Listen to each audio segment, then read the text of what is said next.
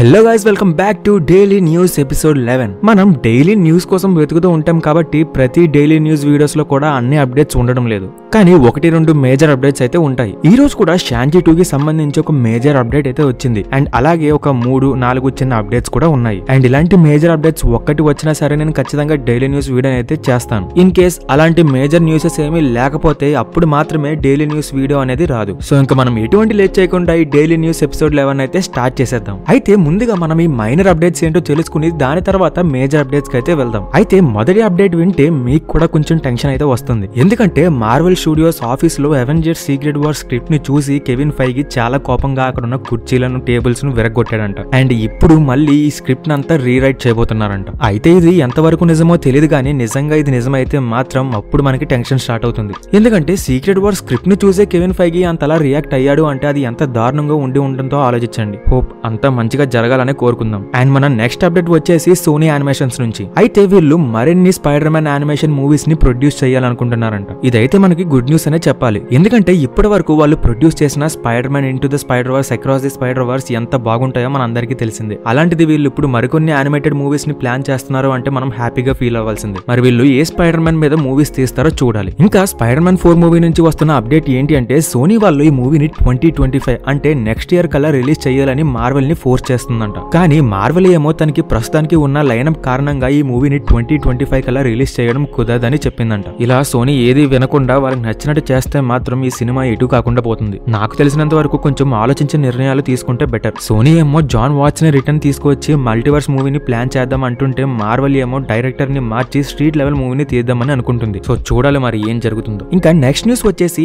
X-Men 97 animated show గురించి. అయితే ఈ షో అనేది MCU కి కెనాన్ కాదని ఈ షో అఫీషియల్స్ కన్ఫర్మ్ చేశారు. అండ్ అలానే ఈ షోకి TV 14 రేట్ అయితే వచ్చింది. సో ఈ రేటింగ్ ప్రకారం 14 సంవత్సరాల లోపు ఉన్న పిల్లలు ఈ షోని చూడకూడదు. సో ఎలానో కొద్ది రోజుల్లో రిలీజ్ అవబోతుంది కాబట్టి ఎలా ఉంటుందో చూడాలి. అండ్ ఇంకా ఫైనల్ గా మనం మన షాంచి 2 గురించి అయితే మాట్లాడుకుందాం. అయితే ఈ మూవీని డైరెక్ట్ చేయడానికి డస్టిన్ డానియల్ గారు తిరిగి రాబోతున్నారు అని చెప్పి షాంచి యాక్టర్ అయిన సైమన్ లియు గారు కన్ఫర్మ్ చేశారు. మార్వెల్ దీని గురించి అఫీషియల్ గా అనౌన్స్మెంట్ ఏమీ చేయలేదు, కానీ సైమన్ లియుని మాత్రం మనం నమ్మొచ్చు. అయితే ఈ మూవీని మార్వెల్ వాళ్ళు చాలా డిలే చేస్తున్నారంట. అండ్ దానికి కూడా ఒక కారణం ఉంది. అదేంటి అంటే మనం ఎప్పటి నుంచో మాట్లాడుకుంటున్నాం కదా ఈ మూవీని సీక్రెట్ వార్స్ కి లింక్ చేస్తారు అని. సో మార్వెల్ వాళ్ళు ఈ మూవీని 2 అవెంజర్స్ మూవీస్ కి మధ్యలో గానీ లేదా సీక్రెట్ వార్స్ పార్ట్ 2 కి ముందు గానీ వచ్చేలా ప్లాన్ చేస్తుందంట. అండ్ ఈ మూవీలో మనం ఎప్పటి నుంచో మాట్లాడుకుంటున్న క్యాంగ్ స్టోరీ లైన్ ఉండబోతుందంట. అయితే మీరు ఇప్పుడు ఈ మూవీకి సంబంధించిన అప్డేట్స్ ని విన్నారు కదా, అండ్ ఇప్పుడు ఒకసారి మనం వీటి గురించి మాట్లాడుకుందాం. అయితే ఇప్పటి వరకు వచ్చిన రిపోర్ట్స్ ప్రకారం చూసుకుంటే ఈ మూవీ టైటిల్ వచ్చేసి Shang Chi the breakage of time. And ఈ మూవీలో క్యాంగ్ స్టోరీ లైన్ ఉండబోతుంది అని చెప్పి ఎప్పటి నుంచో రిపోర్ట్స్ అయితే వస్తున్నాయి. కానీ ఇప్పుడు అందరికీ వచ్చే కామన్ డౌట్ ఏంటి అంటే ప్రస్తుతానికి MCUలో క్యాంగ్ లేడు కదా, మరి ఇలాంటి ఇంపార్టెంట్ ప్రాజెక్ట్ లో క్యాంగ్ ని ఎలా పెడతారు అని. గైస్